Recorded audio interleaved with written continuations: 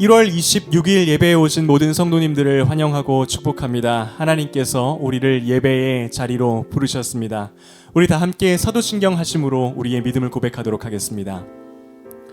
전능하사 천지를 만드신 하나님 아버지를 내가 믿사오며 그 외아들 우리 주 예수 그리스도를 믿사오니 이는 성령으로 잉태하사 동정녀 마리아에게 나시고 본디오 빌라도에게 고난을 받으사 십자가에 못 박혀 죽으시고 장사한 지 사흘 만에 죽은 자 가운데에서 다시 살아나시며 하늘에 오르사 전능하신 하나님 우편에 앉아 계시다가 저리로서 산자와 죽은 자를 심판하러 오시리라. 성령을 믿사오며 거룩한 공회와 성도가 서로 교통하는 것과 죄를 사하여 주시는 것과 몸이 다시 사는 것과 영원히 사는 것을 믿사옵나이다. 아멘. 네, 이 시간은 죄의 고백 시간입니다. 한 주간 나의 삶 가운데에 있었던 나와 하나님만이 아는 죄들을 솔직하게 우리 주님 앞에 고백하는 시간인데요. 잠시 눈을 감고 지난 나의 삶을 돌아보며 침묵으로 하나님 앞에 회개의 기도를 드리도록 하겠습니다.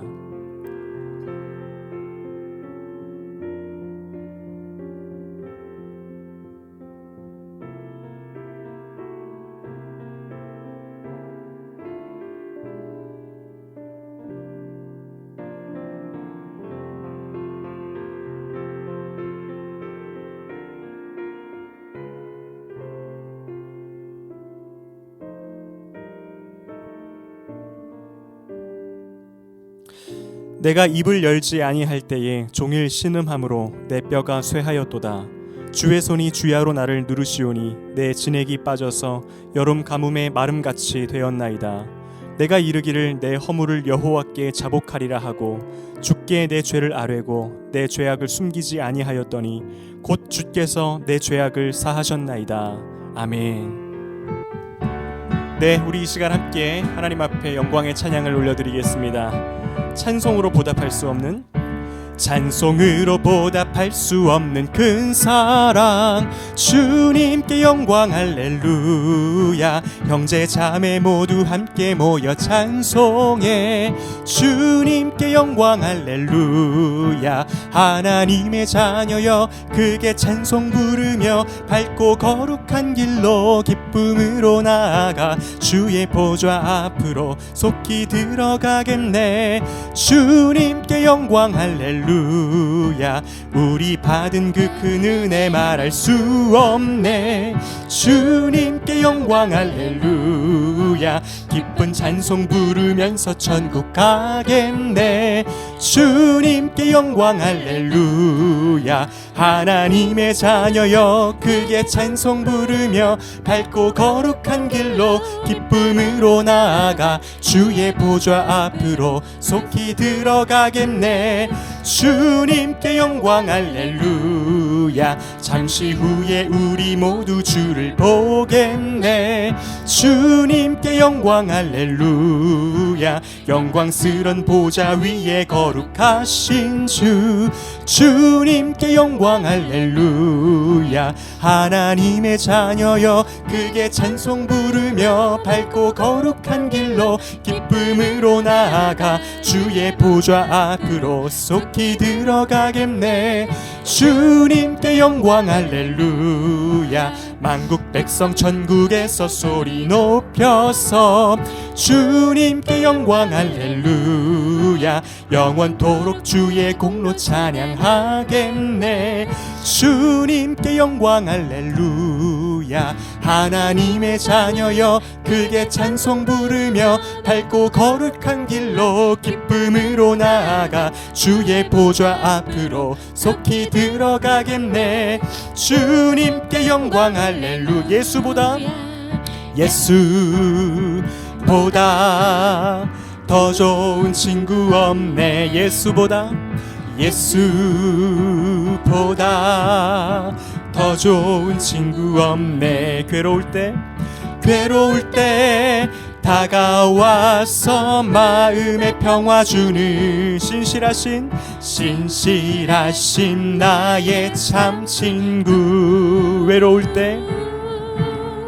외로울 때 찾아와서 친구가 되어주는 사랑 많은 나의 참 친구 주 예수, 주 예수 사랑하리라. 나의 생명 다할 때까지. 아멘. 주 예수 사랑하리라. 나의 생명 다할 때까지. 우리 다시 한번 찬양합니다. 예수보다 더 좋은 친구 없네. 예수보다 더 좋은 친구 없네. 괴로울 때 다가와서 마음에 평화 주는 신실하신 나의 참 친구. 외로울 때 찾아와서 친구가 되어주는 사랑 많은 나의 참 친구 주 예수 사랑하리라. 나의 생명 다할 때까지. 주 예수 사랑하리라. 나의 생명 다할 때까지. 예수 사랑 참 좋은 예수 사랑 참 좋은 예수 사랑. 세상에서 제일 가는 금으로 유혹해도 예수님만 사랑하겠네. 세상에서 제일 높은 명예를 준다 해도 예수님만 따라가겠네. 주 예수 사랑하리라. 주 예수 사랑하리라. 나의 생명 다할 때까지. 주 예수 사랑하리라. 나의 생명 다할 때까지. 아멘. 우리가 참 힘든 세상 가운데에서도 계속해서 주님을 바라보며 예배의 자리에서 우리 하나님의 이름을 높여드릴 수 있는 것은 우리를 사랑하시는 하나님 아버지, 우리 주 예수 그리스도, 그리고 우리와 함께 하고 계시는 성령님이 계시기 때문인 줄로 믿습니다. 우리 이 시간 계속해서 찬양할 때에 우리 하나님의 사랑을 더욱더 묵상하며 기억하며 찬양하는 시간 갖기를 원합니다. 오직 주의 사랑에 매여 찬양합니다. 오직 주의 사랑에 매여 내 영 기뻐 노래합니다. 이 소망의 언덕 기쁨의 땅에서 주께 사랑드립니다. 오직 주의 임재 안에 갇혀 내 영 기뻐 찬양합니다. 이 소명의 언덕 거룩한 땅에서 주께 경배드립니다. 주께서 주신 모든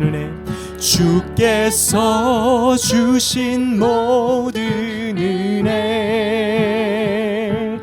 나는 말할 수 없네. 내 영혼 즐거이 주 따르렵니다. 주께 내 삶 드립니다. 오직 주의 사랑에 매여, 오직 주의 사랑에 매여 내 영 기뻐 노래합니다. 이 소망의 언덕 기쁨의 땅에서 주께 사랑 드립니다. 오직 주의 임재 안에, 오직 주의 임재 안에 갇혀 내 영 기뻐 찬양합니다. 내 영 기뻐 찬양합니다. 이 소명의 언덕, 이 소명의 언덕 거룩한 땅에서 주께 경배드립니다. 주께 경배드립니다. 아멘. 주께서 주신 모든 은혜 나는 말할 수 없네. 내 영혼 즐거이 주 따르렵니다. 주께 내 삶 드립니다. 주께서 주신 모든 은혜, 주께서 주신 모든 은혜 나는 말할 수 없네. 아멘. 내 영혼 즐거이 주 따르렵니다. 주께 내 삶 드립니다.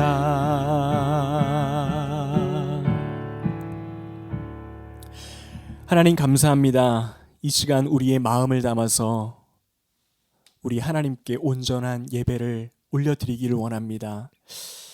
하나님, 우리의 삶 가운데에 함께 하시며 가장 복된 길로 지금도 인도하고 계시는 우리 하나님, 우리가 날마다 우리 하나님을 더욱더 사랑하고 주님의 말씀을 기뻐하며 주님의 뜻대로 살아가기를 원합니다.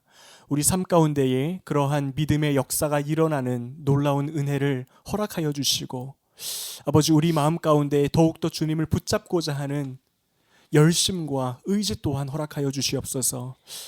하나님 앞에 날마다 온전한 예배의 마음으로 살아가게 하시고, 주님께서 주신 그 소명의 자리를 주님과 함께 더불어 기쁨으로 감당하게 하여 주시옵소서. 또 다가오는 구정 명절 가운데에 하나님이 주시는 쉼과 평안이 있게 하시고 회복이 있게 하셔서 우리의 육신의 삶이 더욱더 강건하여지며 우리의 영의 삶이 풍요로워지는 아버지, 그러한 역사 또한 우리의 삶에 허락하여 주시기를 원합니다.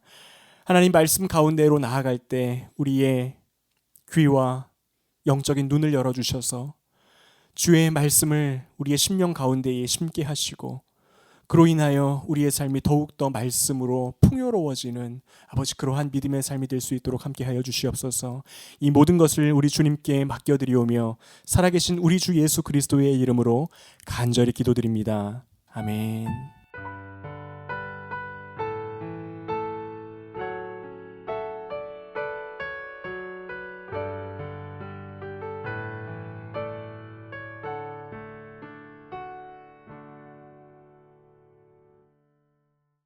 네, 다시 한번 예배의 자리로 나오신 우리 성도님들을 진심으로 환영하고 축복합니다. 우리가 이제 이 한겨울을 보내고 있는데요. 보통 이제 제가 한 6시 정도 돼서 이렇게 하늘을 보면 거의 다 깜깜해졌는데, 요즘에는 6시가 조금 넘어가도록 이렇게 하늘에 빛이 있는 그런 모습들을 보면서 이제 이 겨울도 하나님께서 조금씩 지나가게 하시고, 또 우리가 정신없이 이렇게 살아가다 보면 또 새로운 봄이 찾아오겠구나라는 마음이 들었습니다. 계속해서 이렇게 어느 계절이나 변함없이 우리와 함께 하시며 우리를 지키시는 그 하나님의 은혜를 참 더욱더 묵상하면서 살아갈 때 우리의 마음이 더욱더 따뜻해지고 더욱더 행복하게 되어져 가는 것 같습니다. 우리 계속 그 좋으신 주님을 바라보며 한 걸음 한 걸음 나아가는 우리 모든 성도님들 되시기를 주의 이름으로 축원합니다. 이제 명절 연휴가 시작되었습니다. 참 그동안 바쁘게 달려오시느라고 영육간에 참 지친 그러한 육과 영이 있다면 이 명절을 통해서 온전한 회복이 있는 그러한 시간 되시기를 또한 축복합니다. 네, 오늘 하나님께서 우리에게 주신 말씀은 요한복음 13장 1절에서 15절 말씀입니다. 우리 한 절씩 교독하시고 마지막 15절은 함께 읽도록 하겠습니다. 6월절 전에 예수께서 자기가 세상을 떠나 아버지께로 돌아가실 때가 이른 줄 아시고 세상에 있는 자기 사람들을 사랑하시되 끝까지 사랑하시니라. 마귀가 벌써 시몬의 아들 가룟 유다의 마음에 예수를 팔려는 생각을 넣었더라. 저녁 먹는 중에 예수는 아버지께서 모든 것을 자기 손에 맡기신 것과 또 자기가 하나님께로부터 오셨다가 하나님께로 돌아가실 것을 아시고 저녁 잡수시던 자리에서 일어나 겉옷을 벗고 수건을 가져다가 허리에 두르시고 이에 대야에 물을 떠서 제자들의 발을 씻으시고 그 두르신 수건으로 닦기를 시작하여 시몬 베드로에게 이르시니 베드로가 이르되 주여 주께서 내 발을 씻으시나이까. 예수께서 대답하여 이르시되 내가 하는 것을 내가 지금은 알지 못하나 이후에는 알리라. 베드로가 이르되 내 발을 절대로 씻지 못하시리이다. 예수께서 대답하시되 내가 너를 씻어주지 아니하면 내가 나와 상관이 없느니라. 시몬 베드로가 이르되 주여 내 발뿐 아니라 손과 머리도 씻어 주옵소서. 예수께서 이르시되 이미 목욕한 자는 발밖에 씻을 필요가 없느니라. 온 몸이 깨끗하니라. 너희가 깨끗하나 다는 아니니라 하시니 이는 자기를 팔 자가 누구인지 아심이라. 그러므로 다는 깨끗하지 아니하다 하시니라. 그들의 발을 씻으신 후에 옷을 입으시고 다시 앉아 그들에게 이르시되 내가 너희에게 행한 것을 너희가 아느냐. 너희가 나를 선생이라 또는 주라 하니 너희 말이 옳도다. 내가 그러하다. 내가 주와 또는 선생이 되어 너희의 발을 씻었으니 너희도 서로 발을 씻어주는 것이 옳으니라. 내가 너희에게 행한 것 같이 너희도 행하게 하려 하여 본을 보였노라. 아멘. 송구영신 예배로 1월을 시작한 게 정말 얼마 안 된 것 같은데 벌써 1월 마지막 주 주일이 되었습니다. 참 정말 시간이 빨리 가는 것 같습니다. 사실 새해를 시작하면서 참 설렘과 기대감을 가지고 우리가 함께 시작했지만 사실 우리가 예상했던 대로 참 혼란스럽고 쉽지 않은 이 시대를 지나고 있는 것이 정말 피부로 느껴지는 요즘입니다. 특히 우리나라의 상황을 보면요, 정말 더 많은 기도가 필요한 것 같습니다. 그 어느 때보다도 참 우리 국민들이 나누어져서 이렇게 참 분열이 되고 또 이 뿐만 아니라 그로 인하여 파생된 여러 가지 경제 상황이라든지 또 좋지 않은 것들이 언제쯤 끝날 것인지를 참 우리가 예측하기 어려운 그러한 시대를 지나고 있고요. 그러한 한 해의 출발을 시작했던 것 같습니다. 참 제가 이러한 것들을 생각하면서 기도하는 마음으로 여러 자료들을 찾아보는데요. 참 제가 그 흥미로운 자료를 하나 발견을 했습니다. 이렇게 세상이 혼란스럽고 외부의 상황이 어지러울 때 많은 사람들이요, 이 두 부류로 나누어진다라는 사실입니다. 첫 번째 부류는 자기 자신도 이 외부의 상황과 동일하게 함께 흔들리고 길을 잃는 사람들이 있다라는 겁니다. 내가 어떻게 살아가야 하는가? 누구의 말을 들어가야 하는가? 무엇을 쫓아서 살아가야 하는가? 이렇게 정말 생각은 많이 하지만 명확한 답은 내리지 못하고 흔들리는 세상 속에서 자신도 같이 흔들리게 되는 그러한 사람들입니다. 그런데요, 이러한 사람들이 가진 장점이 분명히 있습니다. 신중하다는 거죠.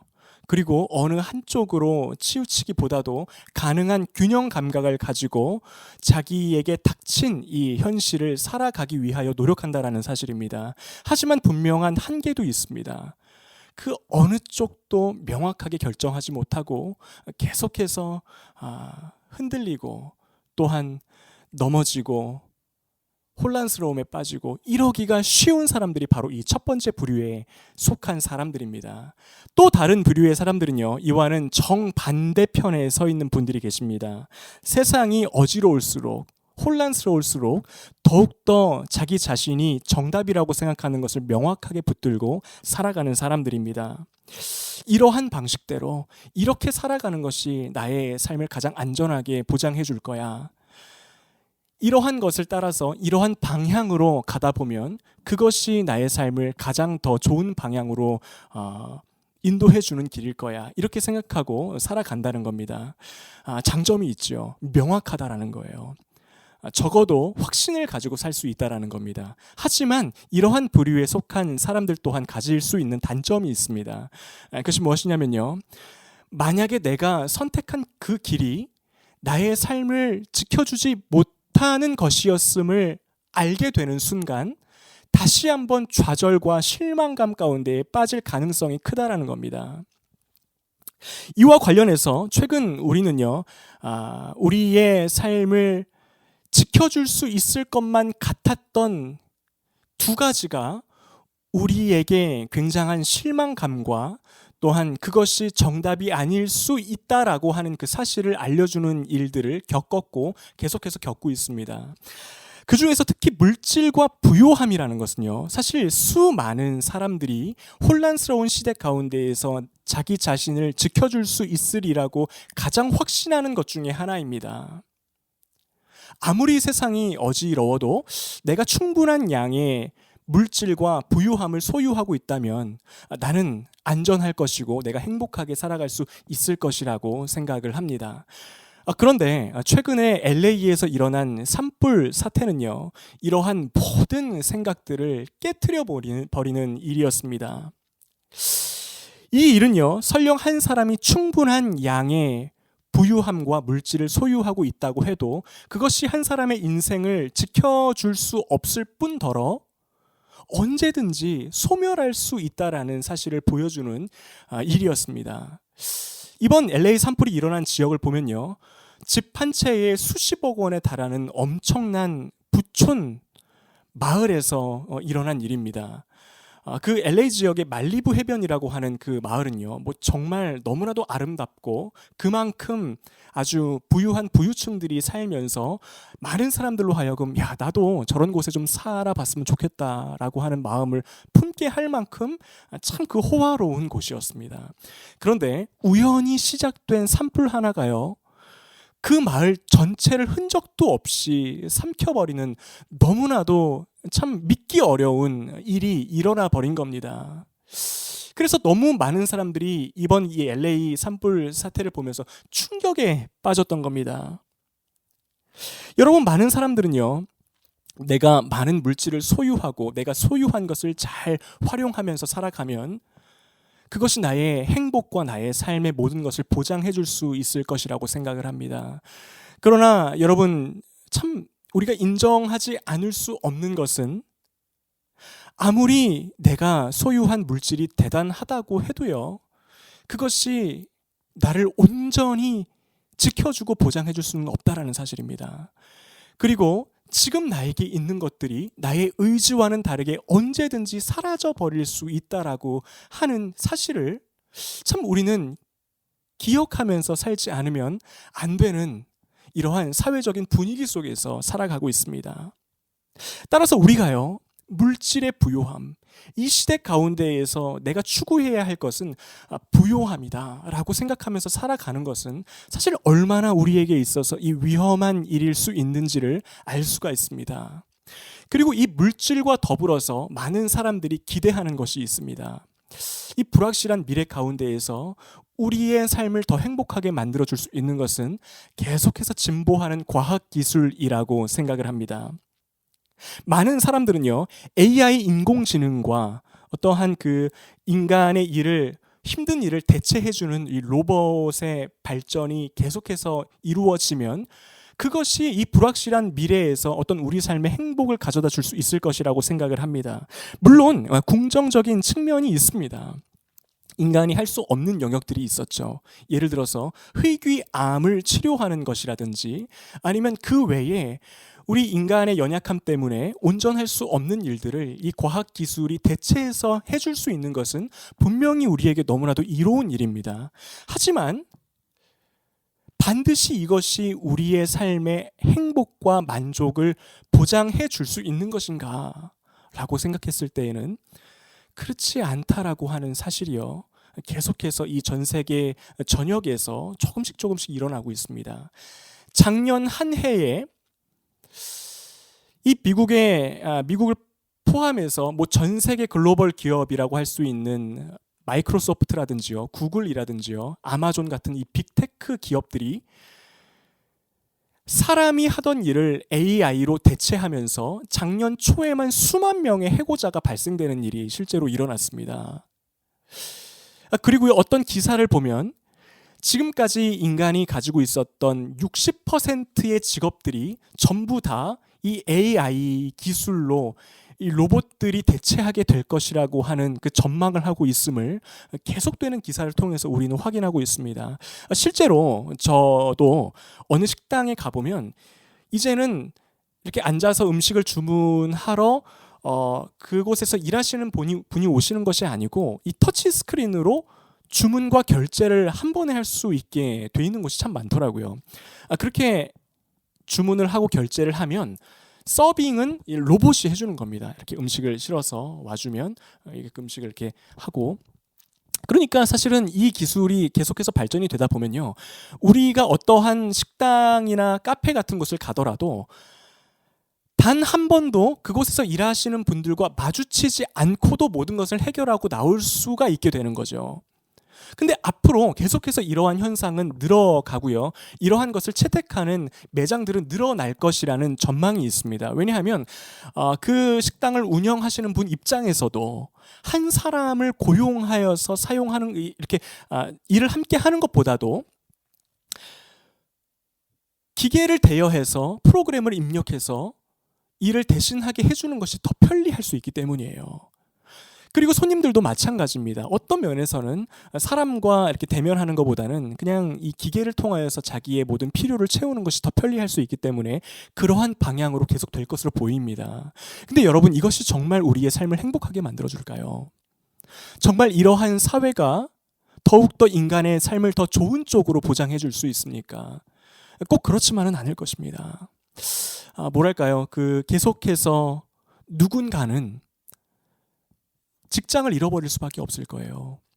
어떠한 사람들은 경제적인 어려움에 시달릴 수밖에 없을 것이고, 그 위에 기술을 가지고 있는 사람들은 더욱더 물론 부요함을 축적하겠지만, 그것에 해당되지 않는 사람들은 지금보다도 더욱더 결핍된 삶을 살아갈 가능성들이 있습니다. 그래서 우리는요, 이러한 진보하는 과학기술이 막연하게 우리의 삶을 더 낫게 만들어 주리라고 하는 생각을 가질 수가 없는 거죠. 더욱더 사람을 이롭게 하는 쪽으로 사용되어지기를 바랄 뿐입니다. 여러분, 이러한 상황 가운데에서 우리는 한 가지 질문에 답을 하지 않으면 안 되는 지점에 이르렀습니다. 그것은요, 그렇다면 우리는 지금 현재 그리고 앞으로 다가오는 이 미래 가운데에서 어떻게 살아가야 되는가? 어떠한 방향으로 살아가야 되는가? 어떻게 무엇을 추구하면서 살 때에 진정으로 우리의 삶에 만족이 생기며 안전할 수 있는가라고 하는 질문에 답을 해야 되는 그러한 시점에 와 있는 것 같습니다. 요한복음은요, 바로 이러한 질문에 정확한 답을 주고 있습니다. 여러분, 굉장히 참 제가 이 말씀을 읽으면서 너무나도 기뻤어요. 왜냐하면 이 시대에 우리가 해결해야 하는 문제를요, 사실은 2000년 전에 우리 주님께서 답을 다 내려주셨다는 사실입니다. 이미 우리에게 답을 주신 바 되었다는 사실이 얼마나 감격이 되고, 참 우리 주님이 참 섬세하신 분이시다라는 생각이 들었는지 제가 말씀을 준비하는 가운데 참 기쁨의 시간을 보냈는데요. 이 요한복음에서 말씀하는 삶의 지침, 이러한 혼란스러운 상황 가운데에서 주시는 방향은 바로 이거예요. 우리 예수님께서 말씀하시는 대로만 살아가라. 우리 하나님께서 우리에게 명령하시고 살아가기를 원하시는 바로 그대로만 살아가라. 그러면 너희는 안전할 거야. 라고 말씀하는 하나님의 음성이 이 요한복음 전체를 통해서, 특히 오늘 본문을 통해서 우리에게 전해지고 있는 겁니다. 사실 목자의 인도함을 받는 양은요, 밖의 외부의 상황에 연연하며 살아가지 않습니다. 눈이 오나 비가 오나 천둥이 치나 번개가 치나 상관없어요. 그냥 목자가 이끄는 대로 살아가면서 목자가 자기에게 살도록 의도한 대로 그대로 그냥 살아가는 것이 바로 양의 모습입니다. 그럴 때에 양은 안전할 수 있습니다. 왜 그렇습니까?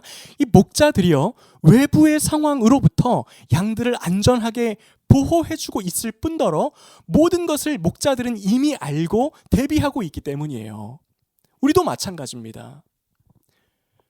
우리의 참 목자 되시는 예수님이 말씀하시는 대로 그대로 우리가 살아갈 때에 외부의 상황과는 상관없이 우리의 인생은 안전하고요, 아름다운 열매가 맺혀지고요, 혼란스럽지 않은 삶을 살아갈 수 있다라는 겁니다. 그럼 여러분, 우리는요, 구체적으로 어떠한 것을 하면서 살아가야 됩니까? 예수님께서는 우리에게 어떻게 구체적으로 살라라고 말씀해주고 계십니까? 오늘은 본문을 통해서 크게 세 가지로 나누어서 이것을 살펴보기를 원합니다. 우리 주님께서 우리에게 명령하신 삶의 모습, 삶의 방향, 이것을 살펴보기를 원합니다. 첫 번째는요, 우리가 매일의 삶 속에서 해야 될 첫 번째입니다. 매일의 삶 가운데에서 예수님의 식탁에 참여하는 삶을 사는 것입니다. 우리 3절을 함께 읽도록 하겠습니다. 저녁 먹는 중에 예수는 아버지께서 모든 것을 자기 손에 맡기신 것과 또 자기가 하나님께로부터 오셨다가 하나님께로 돌아가실 것을 아시고, 오늘 본문의 이야기는요, 예수님께서 그의 제자들과 함께 저녁 식사를 하시는 것으로부터 시작이 됩니다. 오늘 이야기는요, 예수님이 제자들에게 어떻게 낮아지심의 본을 보여주셨고 섬김의 모습을 보여주셨는지에 대해서 자세하게 나와 있는데요, 예수님께서는 이 모든 것을 하시기 이전에요, 제자들과 함께 식탁에서 교제하셨다라고 하는 사실을 우리가 기억하는 것이 너무나도 중요하다는 사실이에요. 여러분, 예수님께서 공생의 사역을 하실 때 정말 가장 중요하게 생각하셨던 것이 있습니다. 그게 무엇이냐면 식사하시는 것이었어요. 사람들과 함께 둘러 앉으셔서 음식을 나누시는 일을 그 무엇보다도 중요하게 생각을 하셨습니다. 어느 정도였냐면 바리새인들이 예수님을 가리켜서 이는 먹기를 탐하고 포도주를 즐기는 자다라고 비난을 할 정도로 예수님은 사역에 있어서 함께 식사하시는 것을 굉장히 중요하게 생각하셨다라는 거예요. 좌절 가운데에 빠져 있는 사람들을 일으켜 세우실 때에도 이 식사의 자리를 활용하셨습니다. 요한복음 21장에 보면 십자가에 달려 죽으시고 부활하신 그 예수님께서 낙심에 빠져 있는 제자들을 위로하시고 다시 세우실 때에 사용하셨던 것도 바로 식사입니다. 12절에 보면 이렇게 기록되어 있죠.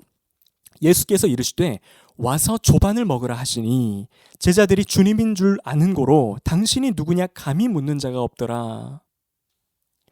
예수님께서는요, 먼저 이 제자들에게 소망과 또한 그 진리의 말씀을 전해주시기에 앞서서 식탁의 자리로 초대하셨어요. 우리 와서 교제하자. 여러분, 이것을 통해서 우리가 알 수 있는 것이 무엇입니까? 우리가요, 정말 주님이 말씀하신 그 삶을 정말 잘 살아내기 위해서는 가장 먼저 해야 되는 것이 있다라는 거예요. 바로 매일 우리 주님과 교제하는 것입니다. 우리 주님을 만나고 그분이 베푸신 식사의 자리에 참여해서 주님과 함께 풍성한 시간을 누리는 것이 그 무엇보다도 우리에게 앞서 있어야 할 것이라는 이야기입니다. 여러분, 식사의 자리라는 것은 어떤 걸 의미합니까? 단순히 배를 채우는 것이 아니죠. 우리가요, 누군가에게 우리 식사 한번 같이 합시다, 우리 밥 한번 같이 먹어요, 그렇게 말을 했을 때 단순히 배고픈 배를 이렇게 채웁시다라는 의미가 아니지 않습니까?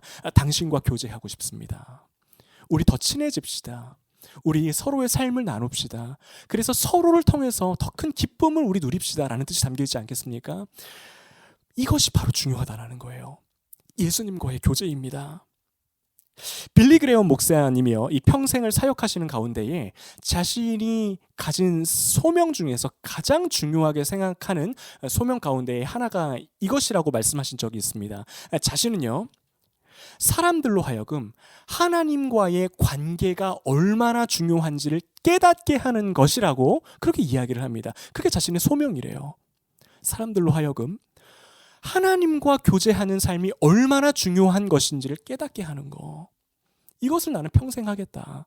이렇게 말씀하셨다라는 겁니다. 그 정도로 사실 이 복된 삶의 출발, 하나님의 인도함을 받아서 이 혼란스러운 삶 가운데에서도 안정감을 누리면서 살 수 있는 가장 첫 번째 발걸음이 바로 우리 하나님과 교제하는 거, 우리 주님과 관계를 맺는 삶을 사는 것이라는 이야기입니다. 미국의 그 프랜차이즈 음식점 중에서요, 칙필레라고 하는 그 아주 유명한 레스토랑이 있습니다. 이곳은 미국에만 한 3,000개가 넘는 매장을 소유한 3,000개가 넘는 매장이 있는 그러한 회사인데요. 이 식당을 창업한 트루엣 캐시라고 하는 사람은 굉장한 이 신앙을 가진, 아주 깊이 있는 신앙을 가진 크리스천입니다. 근데 이분의 식당 운영 철학이 너무나도 참 특이합니다. 뭐냐면요, 이 사람이 가장 중요하게 생각하는 경영 철학이 어떻게 하면 자기와 함께 일하는 모든 직원들이 일에만 빠져 살지 않을 수 있을까를 고민하는 것이, 그리고 빠져 살지 않도록 만드는 것이 아주 중요한 경영 철학이라고 합니다. 어떻게 하면 이 일에 너무 몰입해서 직원들이 그렇게 일만 하면서 살지 않을까, 이거를 고민한다라는 거예요. 근데 여러분, 이것은 굉장히 참 이해가 안 되는 경영 방침 아닙니까? 사실 수많은 경영가들이 고민하는 것은 이거예요. 어떻게 하면 직원들로 하여금 더 일에 몰입하게 할 수 있을까? 어떻게 하면 더 많이 일을 하게 할 수 있을까? 라는 것이 수많은 경영가들의 고민이지 않습니까? 너무 당연한 거죠. 근데 이 트루엣 캐시는 반대로 한다라는 거예요. 어떻게 하면 이 직원들이 너무 일에만 빠져 살지 않을 수 있을까? 근데요, 그 이유가 바로 이것입니다. 이 트루엣 캐시가 걱정하는 것이 바로 이러한 것이래요. 이 모든 직원들이요, 일에만 빠져 살다가 하나님과의 관계를 놓치는 것이 자기들 회사에게 있어서도, 이 회사가 발전해 나가는 것에 있어서도 굉장한 저해가 된다라고 하는 것을 믿었기 때문이라는 겁니다. 반대로 말하면 이런 거죠. 우리 회사가 정말 성장해 나가려면 나와 함께 일하는 모든 직원들이 하나님과의 관계가 가장 우선적이어야 되고, 이것을 놓지 않고 있어야 회사가 더욱더 성장할 수 있을 것이라는 생각입니다. 그런데 여러분, 이렇게 사실 참 우리의 삶 속에서 하나님과의 관계를 맺고 교제를 하는 것이 중요한데요, 여기서 가장 중요한 것이 있어요. 무엇이냐면 바로 즐거움입니다. 하나님과의 교제를 할 때 거기서부터 오는 즐거움, 이것을 회복하는 것이 가장 중요한 일이라는 거예요. 여러분, 교제라는 것의 핵심은요, 그 교제하는 대상과의 즐거움입니다. 그 교제하는 대상과의 행복이에요. 누림이에요. 그런데 사실 수많은 그리스도인들의 삶을 보면요, 하나님과의 교제하는 시간을 갖기는 갖습니다. 기도하고 성경을 읽고 말씀을 묵상하고 예배를 드리고 하지만 사실은 이 즐거움보다는 의무감을 가지고 할 때가 너무나도 많아요. 해야 되니까. 주님과의 교제를 해야 되니까. 안 하면 안 되니까. 그래서 하는 경우들이 너무 많다라는 겁니다. 근데 여러분, 사실 이것은 너무 우리에게 중요한 문제입니다. 우리 함께 이렇게 좀 생각을 해보면요, 내가 누군가를 참 더 가까이 친밀한 관계를 맺고 싶어서 우리 집으로 식사 초대를 했습니다. 혹시 시간 되세요? 며칠 날 우리 집에 와서 함께 식사를 하셨으면 좋겠습니다. 제가 음식을 좀 대접해드리겠습니다. 이렇게 요청을 했는데 그 사람이 의무감을 가지고 와서 앉아있다고 한번 생각을 해보십시오. 내가 불렀기 때문에 간다. 내가 그래도 거절할 수 없으니까 와서 앉아있는다라는 얼굴로 앉아있다고 한번 생각을 해보세요. 그럼 어떤 마음이 들겠습니까? 아유, 내가 괜히 불렀나? 이 괜히 바쁜 사람 내가 아유 그냥 빨리 괜찮으니까 다시 돌아가시라고 내가 그렇게 말을 해야 되나? 이러한 마음이 들지 않겠습니까? 우리 하나님도 마찬가지라는 거예요. 우리 하나님은요, 우리와의 교제를 원하시는 이유가 있는데 다른 것 없어요. 함께 누리자는 거예요. 함께 행복하자는 거예요. 그래서 우리는 우리의 삶 가운데서 무엇보다도 하나님과의 교제의 즐거움을 회복해야 됩니다. 그래서 참 우리 여러분들께서 일상생활에서 하나님과 교제 맺으실 때 기도하시거나 말씀을 묵상하시거나 또 성경을 읽으실 때 이렇게 한번 해보십시오. 가능한 한 그 시간을 즐겁게 한번 만들어 보세요. 내가 좋아하는 간식을 옆에 두고 말씀을 읽으며 하나님과 교제를 해보신다든지, 내가 좋아하는 찬양이 있으면 그 찬양을 틀어놓고 교제를 해보신다든지, 걷는 걸 좋아하시면 산책하면서 기도하는 거예요. 어찌됐든 간에 이 하나님과의 이 즐거운 교제의 시간을 어떻게든 행복한 시간으로 만드는 겁니다.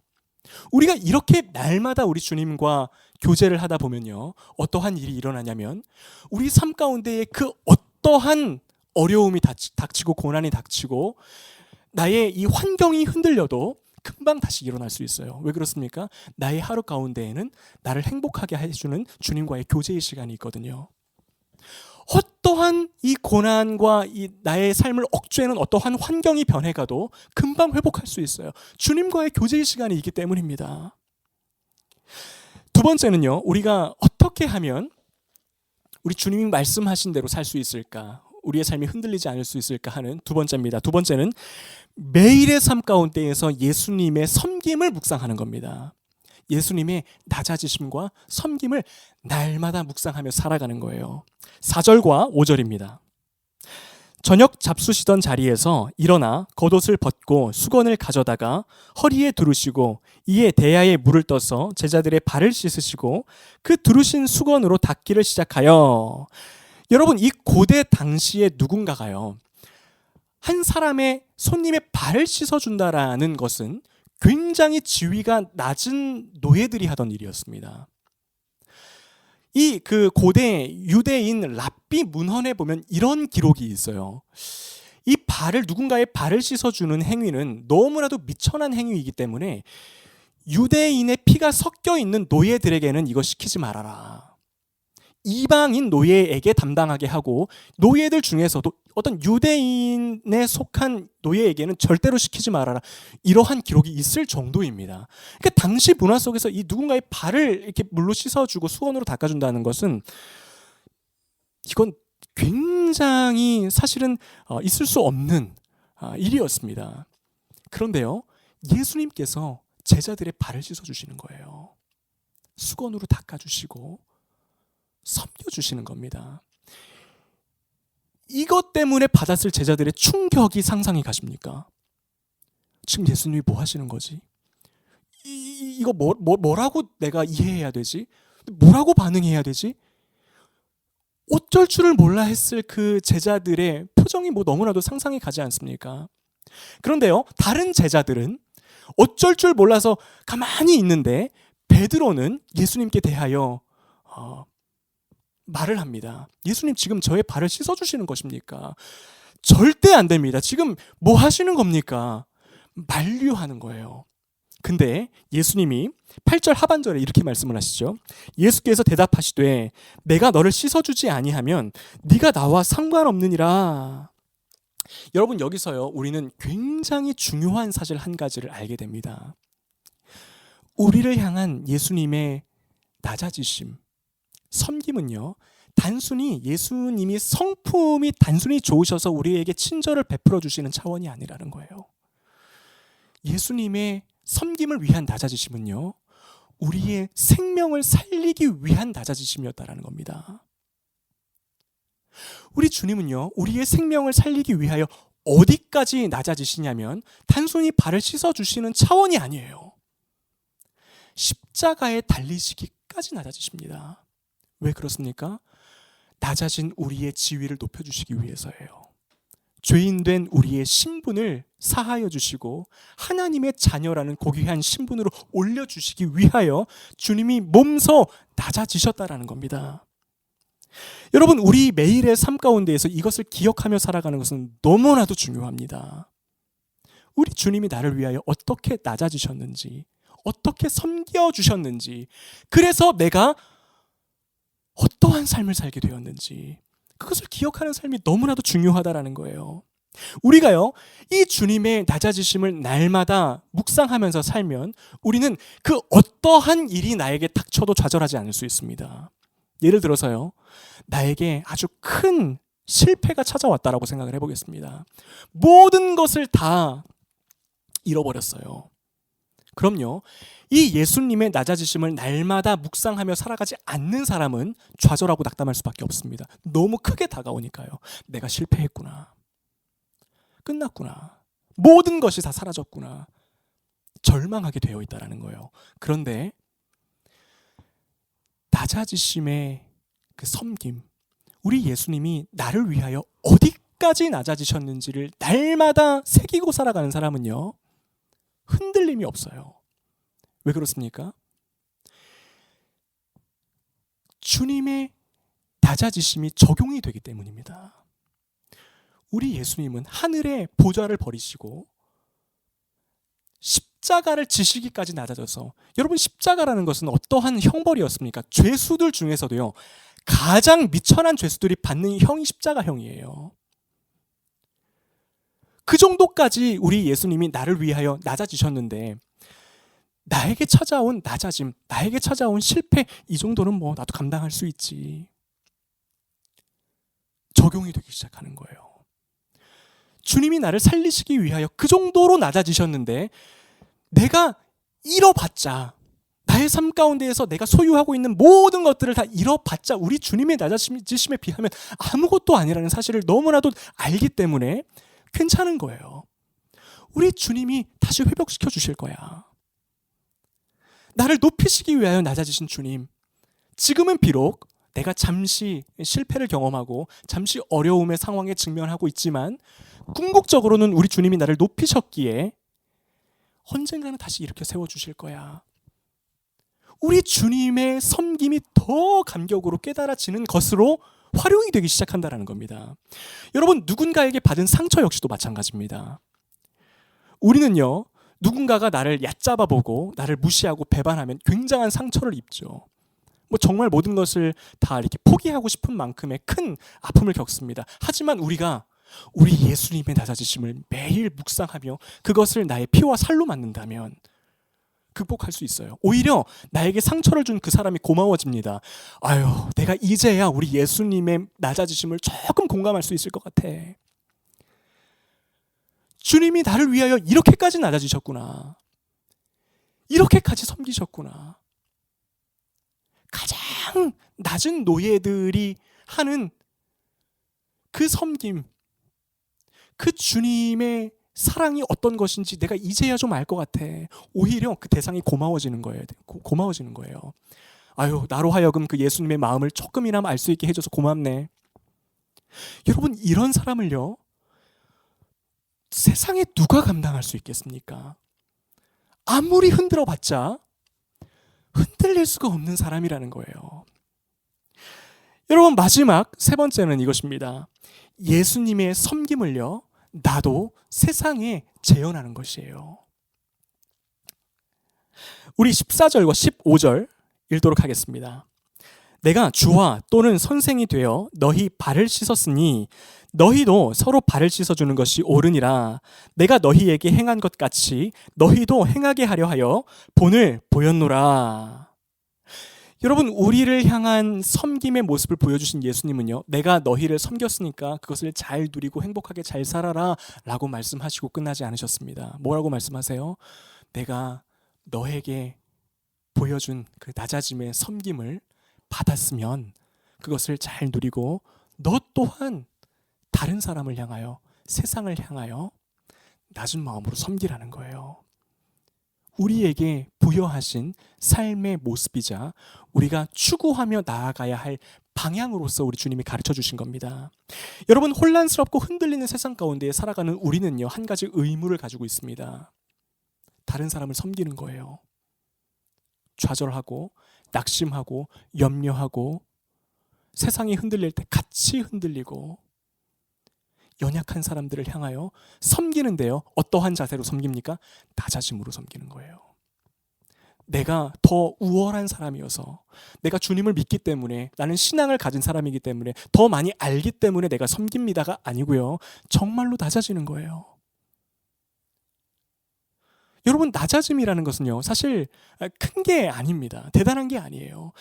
내가 조금 더 덜 갖고 내게 있는 것 떼어서 나누고, 내가 조금 더 손해보고, 어떠한 상황 가운데에서 내가 더 낮은 자리로 가고 내 옆에 있는 사람을 더 높여주고, 나보다 옆에 있는 사람을 더 나은 사람으로 여겨주고, 또 좌절과 실망감에 빠져 있는 사람에게 찾아가서 우리 예수님이 계시니까 일어나십시오. 괜찮아요. 당신은 끝나지 않았습니다. 우리 주님이 이미 당신의 모든 실패를 지고 십자가에 달려 죽으셨습니다. 우리 같이 그 길 걸어갑시다. 겸손한 마음으로, 낮아진 마음으로 영적으로 일으켜 세워주고, 이러한 삶을 추구하며 살아가는 거, 그러한 방향 가운데로 우리가 끊임없이 나가기 위하여 노력하는 거, 그것이 바로 우리 주님이 우리에게 말씀하신 삶의 모습의 완성이라는 겁니다. 여러분, 요즘 들어서 저는 참 이렇게 느껴지는 것이 있습니다. 우리 주님이요, 그러한 사람을 찾고 있는 것 같아요. 우리 주님이 사용하시는 사람, 존귀하게 여기시는 사람은요, 어떤 이 혼란스러운 세상 가운데에서 어떤 참 잘 살아가는 방법을, 최신 정보를 잘 습득을 해가지고 그것을 의지하며 살아가는 사람이 아니라, 우직하게 우리 주님이 말씀하신 대로 끝까지 흔들림 없이 살아가는 그 사람들을 찾고 계시다라고 하는 것이 참 저는 느껴집니다. 누가 주님이 기록하신 이 말씀에 나와 있는 대로 날마다 우리 주님과 교제하며 그분을 기뻐하며 하나님으로 인하여 행복을 누리며 주님의 낮아지심을 묵상하고 그것을 나의 것으로 만들어서 세상 가운데 빛과 소금으로 살아가는가, 그런 사람이 과연 누구인가, 우리 주님이 찾고 계시다라고 하는 것입니다. 여러분, 오늘날 저와 여러분이 주님이 찾으시는 바로 그 한 사람이 되기를 원합니다. 누가 뭐래도 우리 주님 말씀하신 그 길을 걸어가는 사람, 우리 주님과 함께 더불어 살아가며 기쁨을 누리고 그것으로 인하여 그 기쁨을 세상 가운데 흘려보내는 사람, 그럴 때에 우리 주님이 우리의 인생을 돌보시고요, 책임지시고요, 상상하지도 못했던 복된 삶으로 우리를 인도해 주시리라 믿습니다. 우리 이 시간 함께 찬양하도록 하겠습니다.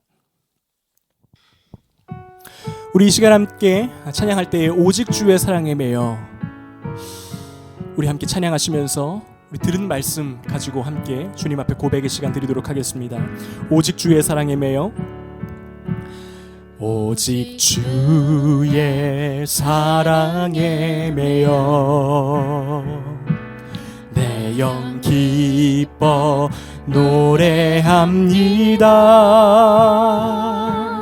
이 소망의 언덕 기쁨의 땅에서 주께 사랑드립니다.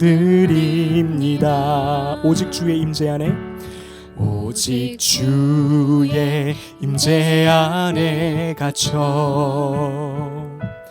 내 영 기뻐 찬양합니다. 아멘. 이 소명의 언덕 거룩한 땅에서 주께 경배드립니다. 주께서 주신 모든 은혜, 주께서 주신 모든 은혜, 아멘. 나는 말할 수 없네. 내 영혼 즐거이 주 따르렵니다. 주께 내 삶 드립니다. 주께서 주신 모든 은혜, 주께서 주신 모든 은혜, 나는 말할 수 없네. 내 영혼 즐거이 주 따르렵니다. 주께 내 삶 드립니다. 우리 이 시간 함께 통성으로 기도하겠습니다. 하나님, 너무나도 나를 둘러싼 상황과 환경은 거세게 나를 흔들어댑니다. 한치 앞도 바라볼 수 없을 만큼 불확실한 상황 가운데에서 참 때로는 어둠의 터널을 지나는 것과 같은 그러한 마음으로 살아갑니다. 하지만 주님, 이 시간 한 가지 다짐하기를 원합니다. 주님께서 말씀하신 그 길, 주님께서 우리에게 허락하신 그 삶만을 붙들고 살아가겠습니다. 더욱더 우리 주님의 말씀을 붙들며 그것을 내 것으로 만들고 살아가겠습니다. 우리 이 시간 함께 통성으로 기도하겠습니다. 하나님 아버지, 감사합니다. 아버지, 주님께서 우리에게 허락하신 그 삶 신실하게 살아갈 수 있도록 하여 주시옵소서. 아버지, 우리 날마다 주님과 교제하기를 힘쓰겠습니다. 다른 것 보지 않겠습니다. 주님의 식탁이 아닌 다른 것에서 기쁨을 찾지 않겠습니다. 주님, 하나님과의 교제로 인하여 기쁨이 우리 안에 충만하도록 하여 주시옵소서. 아버지, 날마다 낮아짐에 아버지 그 주님의 섬기심에 아버지 그 은혜를 묵상하며 살아가기를 원합니다. 하나님, 그렇습니다. 주님께서 나를 위하여 어떠한 자리까지 가셨는지를 날마다 깨닫고 살아갈 수 있도록 하여 주시옵소서. 하나님, 그리하여서 나의 모든 자아가 죽어지고 하나님, 내 안에 예수 그리스도께서 사시는 역사가 우리 안에 충만하게 하여 주시옵소서. 하나님 아버지, 그 사랑 아버지 나만 누리고 끝나는 인생이 되지 않기를 원합니다. 아버지, 그것을 가지고 섬기는 자리까지 나아가기를 원합니다. 하나님, 이 세상에서 아버지 신음하고 있는 자들, 아버지 그 좌절과 낙담 가운데 일어설 수 없어 하나님 울고 있는 자들에게 아버지 주님의 섬김으로 가서 낮아진 마음으로 섬겨내기를 원합니다. 하나님, 우리에게 그럴 수 있는 모든 아버지 마음을 허락하여 주시고 영적인 힘을 허락하여 주시고 강인함을 허락하여 주시고 아버지 그리할 수 있는 모든 물질과 자원들을 주님께서 허락하셔서 주님 아버지 우리 주님께서 기뻐하시는 대로 우리가 아버지 모든 것들을 통합하여 살아내는 아버지 그러한 우리의 모습이 되기를 소망합니다. 아버지, 그럴 때에 주님께서 새롭게 허락하시는 힘이 있는 줄로 믿습니다. 하나님, 날마다 그것을 붙들고 살아갈 수 있도록 주님 인도하여 주시옵소서. 하나님, 감사합니다. 우리 주님이 계시기에 그 어떠한 어려움 가운데에서도 흔들림 없이 살아갈 수 있는 담대한 심령을 우리가 얻을 수 있음을 고백합니다.